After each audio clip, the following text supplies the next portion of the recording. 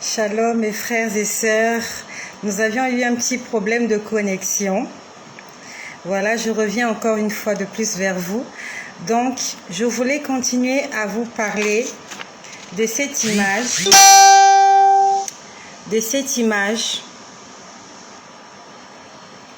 C'est un soldat, on va dire, en scaphandre de combat. Donc, j'étais en train de dire, ce soir-là, j'étais juste là, allongée sur mon lit, dans le noir, parce que je dors dans le noir, je n'aime pas trop la lumière, en train d'écouter des prédications. Et j'entends une voix, ça c'est mon côté gauche, voilà. J'entends une voix me parler à l'oreille. La voix m'a dit, je te demande d'enlever ce que tu as sur ta tête, tu ne comprends pas. Le temps avait changé. Au départ, la voix me disait, enlève-moi ce que tu as sur ta tête. Et ce jour-là, il m'a dit, je te demande d'enlever ce que tu as sur ta tête et tu ne comprends pas. J'ai pris peur. J'ai vraiment pris peur. Je me suis levée promptement. Je suis allée dans la salle de bain. J'ai enlevé mon foulard parce que je dormais avec le foulard. J'ai pris la gilette. J'ai commencé à détacher mon tissage. Et je vous répète que je suis en train de vous faire mon témoignage de quelque chose que j'ai vécu dans ma vie, dans ma maison. C'était pas un rêve. Je rêvais pas. C'était la réalité. J'entendais vraiment cette voix-là. Mais sauf que jusque-là, je ne voyais rien. Je ne voyais rien. Juste la voix qui me disait « jeûne ». Je jeûnais. Il me disait « tu dois prier comme tu manges. De la même manière que tu manges, de la même manière que tu nourris ton corps, c'est comme ça que tu dois nourrir ton âme. » Il me disait « prie ». Quand il me demande de prier, je prie. Quand il me demande d'arrêter, j'arrête. Il me demande de faire ceci, je fais. Ça va sembler un peu ridicule pour certaines personnes, mais Dieu veut que nous soyons des personnes ordonnées. Dieu est un Dieu d'ordre. Une fois même, pendant que je parle, ça me revient. Une fois, je m'apprêtais à prier. Il m'a dit, ne prie pas encore, va t'occuper d'abord des enfants. Dieu est un Dieu bon. Dieu ne te dira pas d'abandonner tes enfants pour aller à la veille de prière. C'est faux. C'est faux. Dieu ne peut pas te demander de monopoliser ton ministère et d'abandonner ta famille. C'est faux. C'est faux. Si Dieu t'a donné des enfants, si t'a donné une famille, si t'a donné un conjoint, une conjointe, c'est pour que tu passes des moments avec ta famille, ton conjoint, ta conjointe et aussi avec Dieu. Dieu ne te dira pas « abandonne tes enfants pour moi ». Et même s'il le fait, ça sera juste pour voir ton niveau de foi, comme il a fait avec Abraham. Il a dit à Abraham, sacrifie-moi ton fils. C'était pour voir si Abraham l'aimait vraiment plus que Isaac. Et quand je vous parle de ces choses-là, comme j'ai dit, je ne viens pas ici pour vous prêcher. Je viens ici soit pour vous parler de mon témoignage, soit pour vous transmettre un message que Dieu m'a donné ou une explication. Et je vous parle de mon expérience. Une fois, le Seigneur m'a dit, ne prie pas, occupe-toi d'abord des enfants. Parce qu'il savait que lorsque j'allais me mettre en prière, je n'allais pas être concentrée. Parce que je n'avais pas encore fini de faire toutes mes tâches, on va dire, maternelles, s'il faut le dire ainsi. Parce que nous avons des tâches maternelles, nous avons des tâches parentales. Nous avons des obligations en tant que parent, en tant que maman, en tant qu'épouse, tu as des obligations. Et Dieu ne t'appellera pas au service si tu n'as pas rempli tes fonctions de mère et d'épouse. Dieu ne te demandera pas d'aller prêcher alors que tu n'as même pas encore fait à manger à ta famille. C'était juste une parenthèse. Donc ce jour-là, je commence à enlever mon tissage. Quand je commence à enlever mon tissage, la voix se met à parler. Enlève-moi tout ça, enlève-moi tout ça. Et pour les femmes qui m'écoutent, elles connaissent, pour celles qui mettent le lace frontal, Devant là, on met la colle. Et quand c'est tout frais, je l'avais fait la même semaine, je l'avais fait le lundi. Et nous étions le jeudi soir, je crois. C'était encore tout frais. Donc la colle était encore là, ça collait très bien. Il m'a dit, enlève-moi ces choses-là. J'étais devant la glace dans la salle de bain. Comme je ne pouvais pas enlever, j'ai arraché. J'ai carrément arraché le tissage. Donc même en coupant avec la gilette, je me suis même fait couper les cheveux parce que je faisais ça, je pleurais, je tremblais, j'avais peur. Je me posais la question de savoir en fait, je me disais mais est-ce que je suis devenue folle? J'avais peur, je me suis dit je suis sûrement devenue folle. Parce que si cette voix-là commence à me menacer, ça veut dire que je n'aurai plus une vie normale. En fait, j'étais en train de penser aux gens qui sont fous, de ce qu'ils entendent. Moi, je n'ai pas vu la personne au départ. J'entendais juste la voix. Et juste la voix me faisait peur parce que le temps avait changé. Au départ, il me disait tout gentiment, enlève-moi ce que tu as sur ta tête. Mais là, maintenant, il était devenu un peu agressif. J'avais peur. Je me suis levée en catastrophe du lit. Je me rappelle même, j'étais en slip. Je suis allée dans la salle de bain. J'ai arraché le tissage. Je l'ai enlevé. Il m'a dit, ramasse-moi tous ces tissages que tu as. J'étais en train de pleurer. Parce que en fait, quand je pleurais, je pensais à mes enfants. Je me disais, si je deviens folle, qui va s'occuper de mes enfants? En fait, je me disais, si je deviens folle, si je me mets à me promener nue dans la rue en slip, en fait, ça sera d'abord une honte pour mes enfants, une honte pour ma famille. Et je me disais, qui va s'occuper des enfants si je deviens folle? La voix, il m'avait même pas touchée. Il était juste en train de me parler et je l'entendais audiblement. Ramasse-moi tous ces chiffons là, ramasse-moi tous ces chiffons. Il a appelé mes tissages des chiffons. Je les avais achetés très cher, j'en avais beaucoup. Et j'y tenais. J'aimais ces choses-là.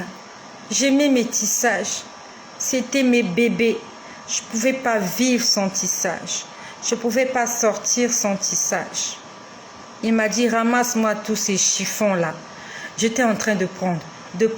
Il me disait, c'est pas fini. Ouvre-la, ouvre-la, ouvre-la. Il connaissait là où étaient mes tissages. J'en avais beaucoup, je ne me rendais même pas compte. Il y avait des vieux que je n'utilisais même plus, des vieilles mèches qui étaient là dans les tiroirs. Il me disait, ouvre-la, ouvre-la. Ici encore, j'en ai ramassé, j'en avais un lot comme ça. Il m'a dit, va me jeter ces chiffons-là dehors. Je suis allée au balcon. J'ai déposé les tissages. J'étais en slip, il faisait nuit. À la limite, j'étais en train même de crier, je hurlais. Je hurlais, je pleurais. Je pleurais parce que c'est la première fois qu'une telle chose m'arrivait de toute ma vie. C'était la première fois que vraiment j'entendais des voix.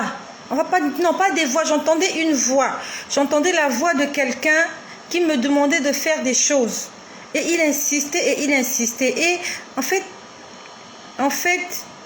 ça me faisait un peu peur. Mais comme c'était dans le cadre, au départ, c'est dans le cadre spirituel, il me demandait de lire la Bible, de prier. Je n'avais pas trouvé ça mauvais. Jusqu'au jour où il me dit, enlève-moi ce que tu as sur ta tête, les tissages. Donc, j'ai laissé les tissages sur le balcon. Il m'a dit, entre dans la chambre. C'est lui qui me dictait ce que je dois faire. Il me dit, entre dans la chambre. J'entre dans la chambre. Il me dit, à genoux. Je me suis mise à genoux. Dans le noir, puisque je dormais dans le noir. Il me dit, prie. En fait, je ne priais même pas, je faisais que pleurer. Parce que je ne comprenais pas ce qui m'arrivait. Je faisais que pleurer. Je pleurais, je pleurais, je pleurais. Je disais, Seigneur Jésus, aide-moi. Seigneur, aide-moi. Seigneur, aide-moi. Aide-moi, Seigneur, aide-moi. Je faisais que pleurer. J'étais à genoux. Il m'a dit, à genoux, prie. J'ai prié, j'ai prié, j'ai prié. J'avais peur. J'avais peur, je tremblais. S'il y avait des caméras dans ma maison, j'allais filmer ça, peut-être vous montrer. Bon, peut-être que je n'allais pas vous montrer parce que j'étais en sous-vêtements. Mais, bref, Je pleurais, je pleurais, je pleurais. Après, il m'a dit stop. C'est lui qui dictait les choses.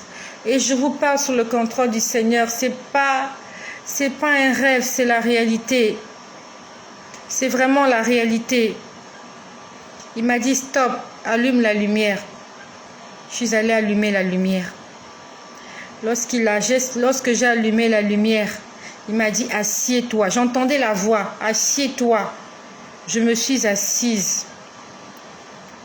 Quand je me suis assise, c'est là où je vois pour la première fois. Avant, je n'avais pas de vision. Je ne voyais pas les esprits. Je ne voyais pas les anges. Je ne voyais pas tout ce que vous connaissez de spirituel. Je ne voyais pas ces choses, si ce n'est que dans mon sommeil, quand je dors, je fais des songes que je suis attaquée.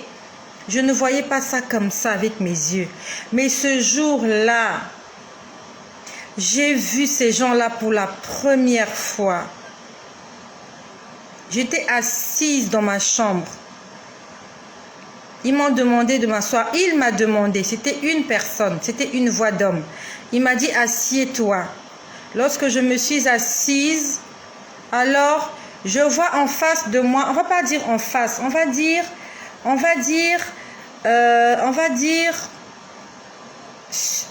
face de moi sur ma droite, légèrement sur ma droite, je vois deux personnes.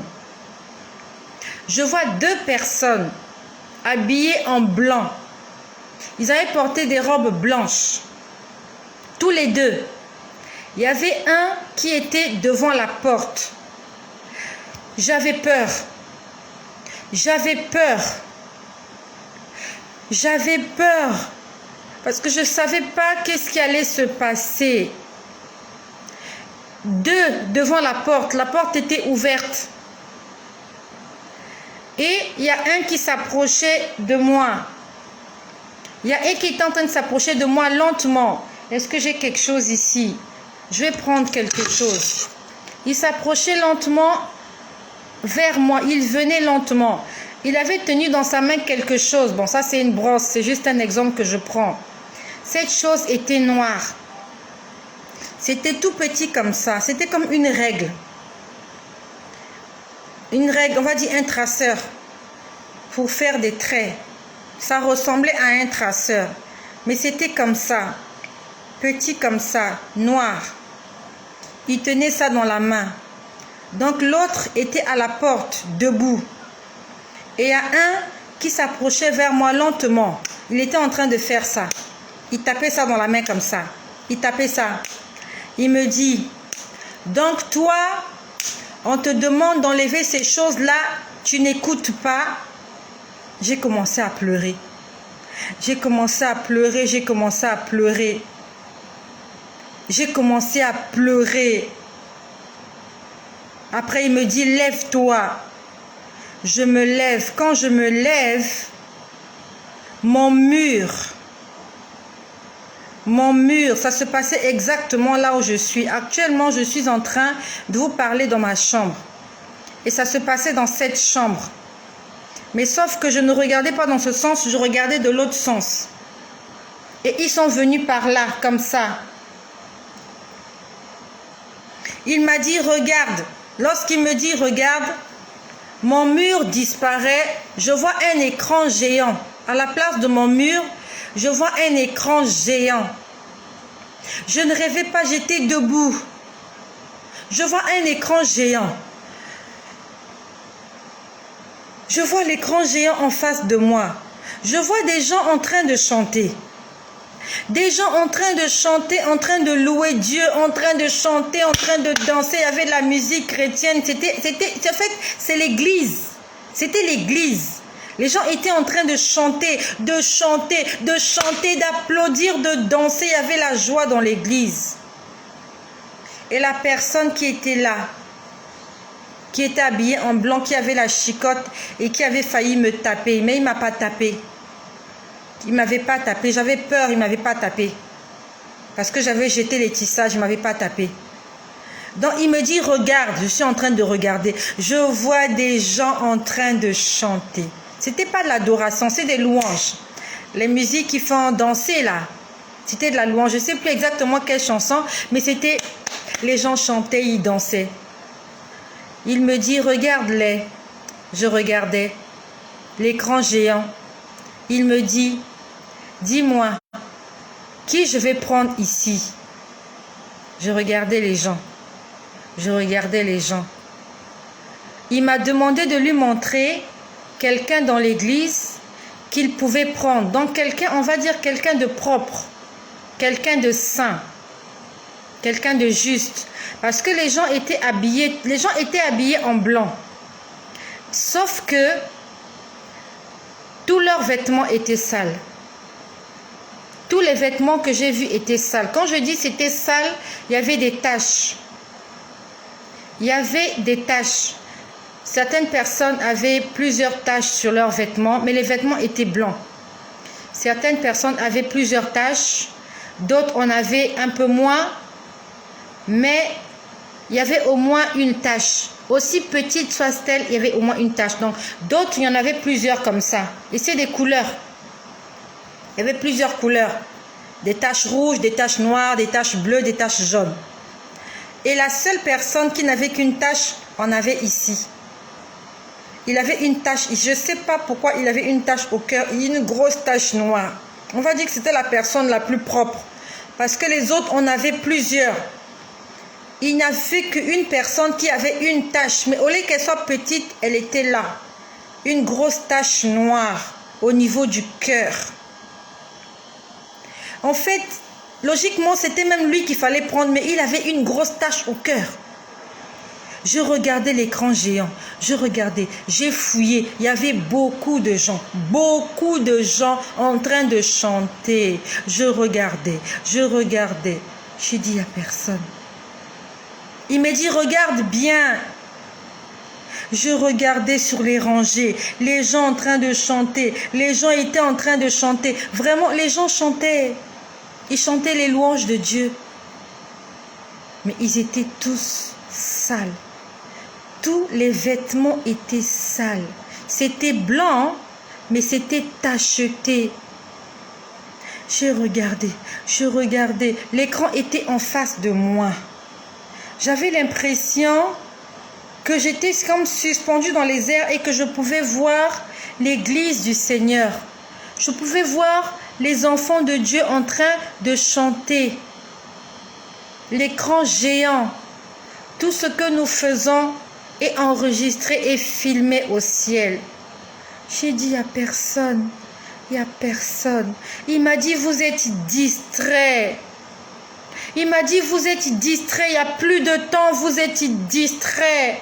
Et pendant que vous êtes distrait, il me dit, l'armée est déjà prête. Quand il me dit, l'armée est déjà prête, il tend la main comme ça, je lève les yeux, je lève la tête, je vois mon plafond. Le plafond que vous voyez là, c'est mon plafond. Ça se passait dans cette chambre où je vous parle, dans cette pièce. Mon plafond là a disparu. De mon plafond, je pouvais voir une armée. Il y avait une armée. Quand je dis une armée, c'est une armée. Vous savez ce que c'est qu'une armée. Et tout le monde, ils étaient sur des chevaux. J'ai vu des chevaux blancs. J'étais là, je regardais, je paniquais. Je me suis dit, mais qu'est-ce que c'est? Mon plafond a disparu. Il y avait des chevaux dans mon plafond. Et il bougeait même. Ce n'était pas une image. Ce n'était pas une photo. Parce que je voyais les chevaux bouger la tête. Je ne sais pas comment on appelle le bruit qu'ils font là. Les chevaux étaient en train de faire ça. Ils bougeaient les pattes. De toute ma vie, je n'avais jamais vécu quelque chose comme ça. Je n'avais jamais vécu, ni espéré, ni rêvé voir des choses comme ça. Ça ne se passait pas en rêve. Ça ne se passait pas en songe. J'étais réveillée, en train de voir mon mur s'est transformé en écran géant. Je voyais des gens chanter avec des habits sales. Mon plafond a disparu. Je voyais des chevaux. Et sur les chevaux, il y avait justement des cavaliers comme ça. Ils étaient tous comme ça, avec cette armure-là. On ne voyait pas leur visage. On ne voyait pas leurs pieds, on ne voyait pas leurs mains. Ils étaient habillés comme ça. Je ne sais pas si ce sont des gladiateurs, j'en sais pas. Mais ils étaient habillés comme ça, avec ce scaphandre de combat. Ils avaient des épées. Pas ce genre d'épée là. Pas ce genre d'épée là. J'ai vu ce genre d'épée aussi à la télé, mais pas ce genre d'épée. J'ai pas eu le temps d'imprimer. Mais ce sont des épées. Ce sont des épées qui sont comme ça, avec une tige. Je l'ai vu dans le film de Merlin. Pour ceux qui ont suivi le film de Merlin.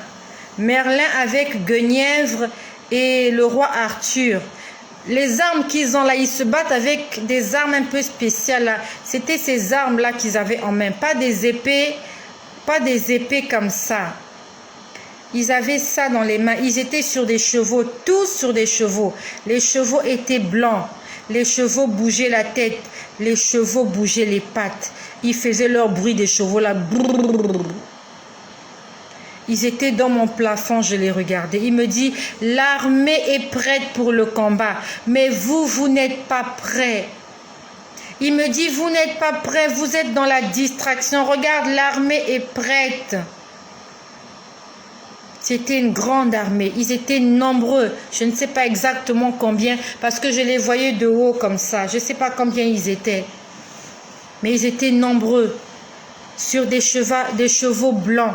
Tous les chevaux étaient blancs. Et toute l'armée, tous les cavaliers étaient habillés comme je vous ai montré. D'une tenue comme ça. La tenue aussi était grise. Ce scaphandre de combat là. Je ne voyais pas. Vous ne voyez pas leurs mains. Vous ne voyez pas leur visage. Vous ne voyez pas leurs pieds. Je ne voyais que les chevaux. Puis après, à chaque extrémité de l'armée, j'ai vu 2 anges. Quand je dis 2 anges, c'était des gens, on va dire des créatures habillées en robe blanche. Donc c'est comme si l'armée était au milieu. Et à chaque extrémité de l'armée, il y avait 2 anges. Donc des créatures célestes, habillées de robes blanches. Ils avaient des espèces de trompettes à la bouche. Ils avaient des trompettes à la bouche. C'était collé à la bouche comme ça. Ils ne bougeaient pas. C'est ce que j'ai vu ce soir-là. On va dire cette nuit-là. C'est la première fois que j'ai commencé à voir les anges. Avant, je ne voyais pas les anges. Avant, je ne voyais rien. Ça avait commencé juste la voix qui me parlait. La voix qui me disait jeûne, la voix qui me disait prie, la voix qui me disait ne fais pas ci, ne fais pas ça. Mais ce jour-là, le jour où j'ai jeté mon métissage, le jour où j'ai pris la décision de ne plus porter ces choses-là, c'est le jour où j'ai vu l'église. Les gens étaient sales. Le Seigneur m'a dit, vous êtes dans la distraction. Et après, il me dit, regarde, je regarde en haut. J'ai vu l'armée céleste. Habillés comme je vous ai montré, sur des chevaux blancs, avec des espèces d'épées à la main, dans leur main droite. Les chevaux bougeaient la tête, je les voyais bouger la tête. Je les voyais faire le bruit que le chevaux font. Je les voyais bouger les pattes. Ils étaient stationnés, mais vous voyez, ils bougeaient les pattes comme ça, on dirait pour se dégourdir les pattes. Et aux 2 extrémités de cette armée, j'ai vu 2 anges. Ils avaient des espèces de trompettes à la bouche, juste comme ça à la bouche. Et ils ne bougeaient pas. Le Seigneur m'a dit, l'armée est prête, mais vous n'êtes pas prêts. Il m'a dit, vous n'êtes pas prêts, vous êtes dans la distraction. Il va y avoir un combat. Il va y avoir une bataille. Il y a une armée qui va combattre. Mais l'église n'est pas prête. C'était la première fois que j'ai vu cette image-là de l'armée céleste. Et la deuxième fois, je vais vous le partager plus tard.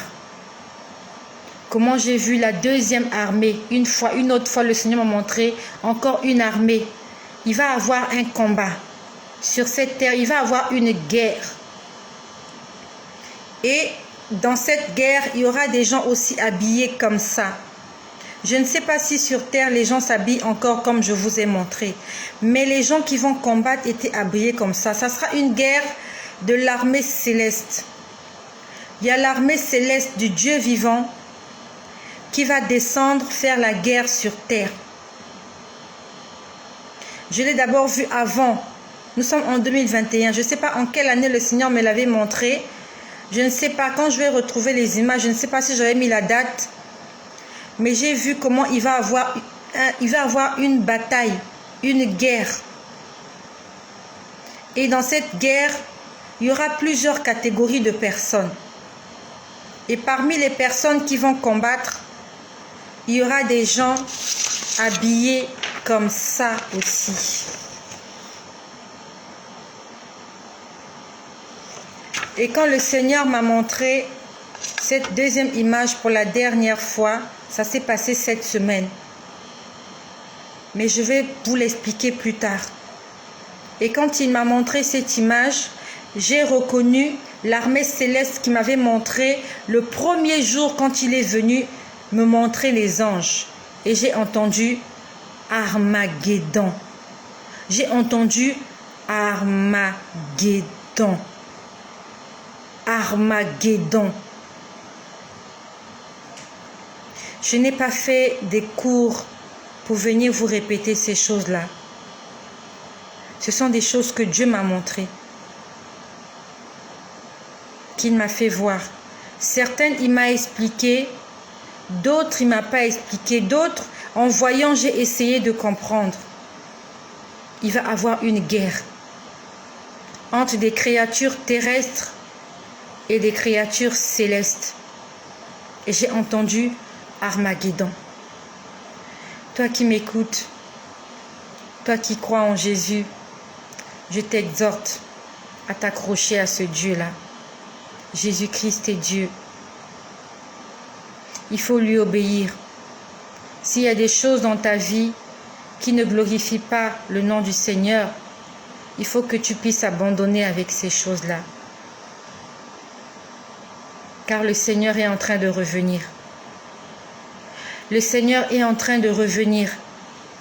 Je n'ai jamais demandé qu'il me montre ces choses-là. Mais il est venu me le montrer et il m'a dit, tu vas le leur dire. Il m'a dit, tu vas le leur dire. La terre est en train de passer ses derniers moments. La terre est dans ses derniers jours. Qu'on ne vous trompe pas. Bientôt, ça sera la fin. Et il y a beaucoup de gens qui me suivent aujourd'hui qui seront témoins de ces choses. Le Seigneur me l'a dit, si tu restes obéissante, si tu restes attaché à moi, que tu fais tout ce que je te demande de faire, il m'a dit, je te promets que tu verras ce jour-là de tes yeux. Il m'a dit, tu seras là, tu seras témoin de ces choses-là. Il me l'a dit, il me l'a promis, je n'ai jamais oublié cette promesse. C'était un samedi, aux environs de 2 h du matin. J'étais en train de repasser le vêtement pour aller le lendemain au culte. J'étais en train de repasser une robe noire, bustier, et une tunique verte. J'étais juste en train de repasser. J'ai entendu une voix là derrière moi sur ma droite qui m'a dit, si tu restes obéissante, si tu obéis, si tu fais tout ce que je te demande, je te promets que tu verras ce jour-là. Oui, ma Bible, donnez-moi ma Bible s'il vous plaît. Donnez-moi ma Bible. Beaucoup de personnes vont me dire que dans la Bible, Jésus a dit à ses disciples, donnez-moi ma Bible s'il vous plaît. Jésus a dit à ses disciples, les disciples ont posé la question à Jésus, quand est-ce que ces choses-là arriveront? Jésus leur a dit, ni moi ni les anges ne le savons, seul le Père le sait. Et plusieurs me diront, Jésus lui-même il a dit que seul le Père le sait. Comment peux-tu dire que Dieu t'a promis? Je ne sais pas quel âge tu as. Je ne sais pas quel âge tu as. Moi, je n'ai pas honte de donner mon âge. Aujourd'hui, nous sommes le 6 février 2021. Et le 23 août 2021, j'aurai 43 ans. Je n'ai pas honte de le dire. Je n'ai pas honte de donner mon âge. C'est pour moi une façon de rendre grâce au Seigneur. Parce qu'il y a beaucoup de gens qui n'ont pas eu cet âge. Il y a beaucoup de gens qui n'auront jamais mon âge. Et le Seigneur m'a promis que tu seras là ce jour-là. Ça veut dire que moi, je ne sais pas exactement dans combien d'années ça va se passer, mais il m'a dit que je serai toujours vivante à une condition. Si je reste obéissante. Si je reste obéissante, je serai vivante jusqu'au retour du Seigneur. C'est lui-même qui me l'a promis. Beaucoup me diront, oui, mais comment? Jésus lui-même, il a dit à ses disciples qu'il ne connaît ni la date ni l'heure, seul Dieu le Père. Je vais vous lire dans le livre de Luc et vous pouvez le vérifier. Dans le livre de Luc au chapitre 2. Nous sommes au verset 25. On nous parle de Siméon et de Anne. Alors on nous dit ceci. Voici, il y avait à Jérusalem un homme appelé Siméon. Cet homme était juste et pieux. Il attendait la consolation d'Israël et l'Esprit Saint était sur lui. Il avait été divinement averti par le Saint-Esprit qu'il ne mourrait point avant d'avoir vu le Christ du Seigneur. Je reprends. Nous sommes dans le livre de Luc au chapitre 6, à partir du verset 25. Je reprends le verset 26. Il avait été divinement averti par le Saint-Esprit qu'il ne mourrait point avant d'avoir vu le Christ, le Messie. Le Messie, l'arrivée du Messie avait été annoncée des siècles, des années avant, par les prophètes, par Moïse, par Abraham, par David, par Ésaïe. Ils avaient annoncé qu'il y a un Messie qui allait arriver et qui allait naître par l'intermédiaire d'une vierge. Mais ils ne connaissaient pas la date, ils ne connaissaient pas les conditions, ils ne connaissaient pas la génération, mais ils savaient qu'il y avait un Messie qui allait arriver. Mais la Bible nous dit que Siméon avait été divinement averti par le Saint-Esprit qu'il ne mourrait pas sans avoir vu le Christ. Et il était le seul. En dehors de lui, personne n'avait été divinement averti. Il avait été averti par le Saint-Esprit. Les enfants d'Israël attendaient le Messie, mais ils ne savaient pas quand est-ce que viendrait le Messie. Siméon, cet homme vieux d'un certain âge, on dit qu'il était juste et pieux et qu'il travaillait dans le temple, il servait dans le temple. Dieu lui avait dit, Siméon, tu ne mourras pas sans avoir vu le Christ, le Messie. Et moi, je suis ce Siméon-là, à qui le Saint-Esprit a dit, tu ne quitteras pas la terre sans avoir vu le retour du Christ. Si tu le crois, gloire à Dieu. Si tu ne le crois pas, alors demande au Seigneur de te révéler que ces choses sont vraies. Moi, je vous parle sous le contrôle du Seigneur. Si je suis une menteuse, un jour j'aurai des comptes à rendre pour tout ce que je suis venue dire sur les réseaux sociaux. Mais si ce que je dis c'est la vérité, alors je suis en train de faire ce pourquoi il m'a créé. Et il y aura des récompenses pour ce travail que je suis en train de faire pour la gloire du Seigneur. Jésus-Christ m'a dit que je serai vivante. Dans 7 ans, j'aurai 50 ans. Dans 10 ans, j'aurai 53 ans. Dans 20 ans, j'aurai 63 ans. Je ne sais pas quel âge tu as. L'espérance de vie sur terre est de 120 ans. Est-ce que j'attendrai 120 ans? Est-ce que j'atteindrai les 120 ans avant le retour du Christ? Je ne sais pas. Mais il m'a juste dit, si tu es obéissante, si tu restes attachée à moi, tu verras ce jour-là. C'est pour te dire que toi qui m'écoutes, il n'y a plus de temps. Ce n'est plus le temps de se distraire. Ce n'est plus le temps de faire la fête. L'armée céleste est prête. J'ai entendu Armageddon. La dernière fois, pour ceux qui me suivent, le Seigneur m'a montré la batterie. La batterie de la terre est à 18%. Nous sommes à 18%. Il ne nous reste plus beaucoup de temps. Pour ceux qui me suivent, la dernière fois, le Seigneur a dit que celui qui lise fasse attention. Faites attention à ce qu'il regarde. Fais attention non seulement à ce que tu lis, mais à ce que tu regardes autour de toi. Pour ceux qui m'ont entendu encore la dernière fois, le Seigneur a dit Que le Seigneur me rappelle, Seigneur Jésus, rappelle-moi, qu'est-ce que tu as encore dit la dernière fois? Il a dit que le Seigneur me rappelle. Les temps sont mauvais. Rachetez le temps. Les jours sont mauvais. Jésus parle tous les jours. En décembre, quand je vous ai dit comment il m'a parlé toute la nuit du 31 décembre, au 1er janvier, je vous ai dit comment il m'a dit la crainte au Moyen-Orient. Vous êtes avertis. Il m'a dit la crainte au Moyen-Orient. Et tout à l'heure, je suis allée voir Armageddon. Je ne sais pas là où j'ai mis la feuille. J'ai vu Armageddon. Je suis allée voir ce que signifie Armageddon sur Google. Armageddon est un mont. C'est une montagne. C'est une montagne sur une vallée en Israël. Et Israël se trouve au Moyen-Orient. Il va se passer quelque chose au Moyen-Orient. Je ne sais pas quoi, mais il m'a dit la crainte au Moyen-Orient. Après, il m'a dit, vous êtes avertis. Vous êtes avertis. L'Armageddon, c'est une montagne. Et le Seigneur m'a montré cette image, il m'a dit Armageddon. Et avant, j'avais vu qu'il va y avoir un combat. Il va y avoir une guerre. Une guerre. Sûrement cette guerre va avoir lieu en Israël, sur cette montagne qu'on appelle l'Armageddon. Il va y avoir une guerre entre les créatures célestes que je vous ai montrées, habillées comme ça, et des créatures terrestres. Il va y avoir une guerre. Je ne sais pas quand, mais je sais qu'il va y avoir une guerre. Prépare-toi à rencontrer ton Dieu, même si tu ne seras peut-être pas encore en vie quand il reviendra. Peut-être qu'il va venir toquer à ta porte avant son retour.